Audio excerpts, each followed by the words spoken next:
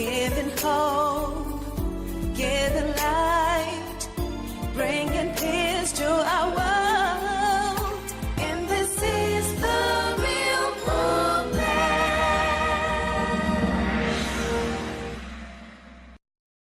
When you say I do, I mean, what's his relationship with others like? What's her relationship with other people like? With parents, siblings, friends? You can learn a thing or two from there. Look at his nuclear family, look at his extended family. Can you love them too? Or are you just barely tolerating them? Okay, so that means you've got to find out who they are. Before you say I do, you've got to know them. Or is he hiding you away from them? These are so many things that you need to consider so that you don't run into trouble after marriage. Too many issues these days in marriage. Too many issues. And oftentimes, one just wonders, was there a proper foundation before they said I do, before they got married? Was there proper counseling? Was there proper upbringing also? You see, before you say I do, you're going into marriage and realize that in marriage, it's likely that children will come. They should come. That's what we expect.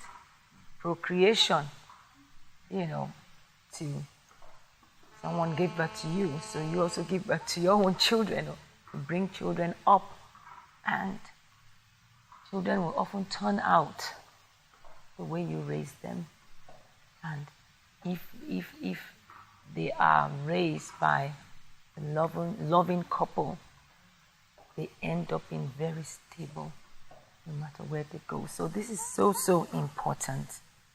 Marriage is for destiny, it's for leadership, it's to, make society a sane place to live. Is this man a womanizer?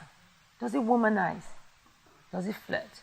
Because there's a lot of things that we deal with in marriage. There are a lot of people come and complain about, ladies have complained about their husbands. And we've found husbands too that have found situations where their wife, has just been flirting with this other person. When you say flirting, sometimes it's not outright adultery or having an affair, but it's just not keeping to that one person that is yours, having roving eyes all over the place, just going with anything or anyone in skirts. Those are the things that you need to notice, because some have it as a strong weakness and are defensive and are not willing to make any effort to change. If you have someone like that, before you say I do to this person, if you realize it's like that and is not willing to change, take to your heels, or else tell me that you already have the grace to live with it, and that won't, bring you joy, but rather it might bring you pain. So get help. Let this person get help before you say I do. Now this question says, very interesting. It's a few months to our wedding, and I think this is from West Africa somewhere.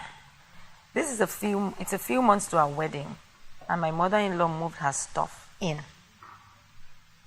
to his just rented apartment. According to her, it's their tradition for her to live with her first son for the first 2 years of marriage. This, what do I do? Neoma, help me out. I don't want to say what I feel like saying. I want to be good on the set. As real as always and nice. Over to you. I didn't want to say the first thing that came to my head. Well, that's a very tough one, because I wish she knew about this before. But they're not married yet. She has not said I do. Thank you, Lord. I know it's going to be a tough position, because 2 years is a long time. Tradition. Okay, Tradition. go ahead. Well, it still borders seriously on the two of them and what they want. Yes, tradition could be tradition. Maybe he could decide to rent an apartment close or something, so that yes, you're in the house, but or you're close enough, I don't know. but they have to really talk about it, because especially in the place of tradition, if people don't ask questions, you know, to get all the information they need, you'll be shocked.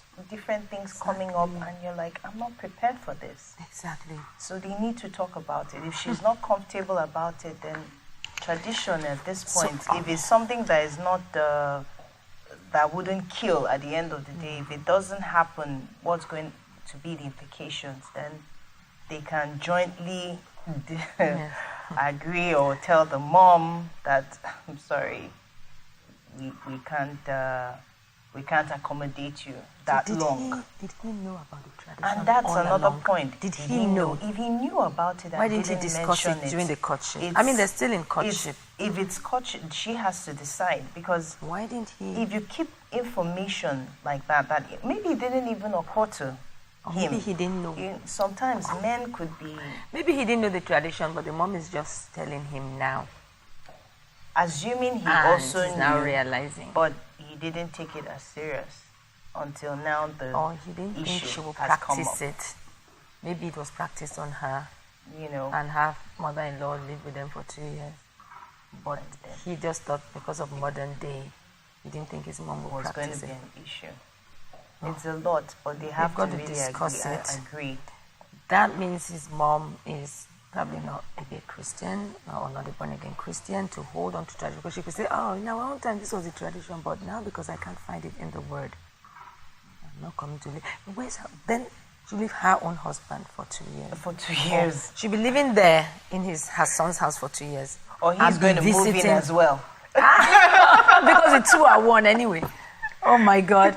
This lady needs to now begin her investigation, lest she becomes like Leah. Or, remember the story of, Jacob and Leah and Rachel.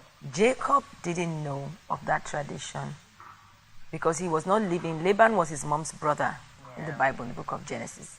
But Laban was living in another city completely. It was when Jacob messed up and Esau was angry with him and was looking for him that his mom says, you know what? Run to my brother's place. He's in this town. Just go there. Tell him you're Jacob and he will take you in. And that was what he did. So his mom probably didn't tell him about the tradition that the older, because she had 2 sons anyway. Yeah. She didn't have 2 girls. If she did, then maybe she would have told her girls, well, this is what the older will marry before the younger. So I hope you know our tradition. But here's Laban. He had 2 girls. I don't know if he had sons, but he had 2 girls, Leah and Rebecca and Rachel. But Jacob didn't know of that tradition because he lived abroad. And then he now ran to the village to go and live with his uncle. He didn't know of that tradition. And Laban was trying to scheme as well. So he could have told him then, oh, you're coming from your daughter's, my younger daughter's. Yeah, because he promised him Rachel and said, okay, work for 7 years, I'll give you. Then she should have said, but within that 7 years, better be praying and find a husband for Leah so that she will marry before the 7 years is up. So you can have your Rachel. Mm-hmm. Do you understand? 7 years is a long time, and all that while he didn't say, we need to settle Leah first. I trust that Jacob would have prayed and found her a man so that he could. And then that's where they got the veil thing from. Because of the veil, when he said I do, he didn't know who was behind the veil. Let's not even go there because that's just too bizarre that you didn't know who was behind the veil. Before you said I do. They were both Better shine your eyes very well and know what is after the wedding night. In the morning. That, it's not in the night, there was nothing like power, electricity, so maybe they just had a little candle in it. So in the night, he slept with her. He didn't know that he was not sleeping with Rachel. Because he had not slept with Rachel before, so he didn't know how Rachel was in bed. So in the morning, daylight, I said, what is this? I pray this should not happen to any man or any woman. So thank God she had not said, I do. Could it be after saying I do, and then they go home or to the hotel or to his newly rented apartment, which is just a room or 2 rooms, or you know how it is when you just get married. Usually it's small, a room and a living room or 2 rooms, because usually start out, even those who are really, maybe the man is a bit rich, he's done well for himself, Usually it will be It's small. still It may small be because you don't a need small all the apartment, but in space. an expensive area. And then they get home from the honeymoon, and mother, has arrived at home to open the door for them. Welcome, my son and my daughter. He's like, what's she looking for? It's so early to visit. And then she gets in and her things are Staying all for over. 2 years. Please excuse us. This is just so funny in this day and age. So I pray for God's wisdom. I pray for grace for her and this guy to come up with what they're going to do. Honestly, when I read out the question, the first thing was run. But it might be workable.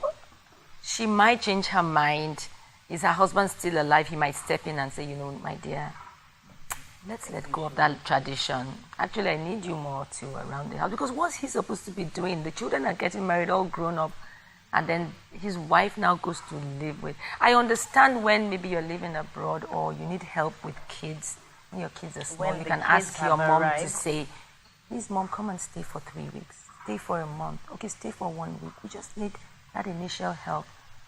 So you come as parents because they invite you to come. That's how it's supposed to be.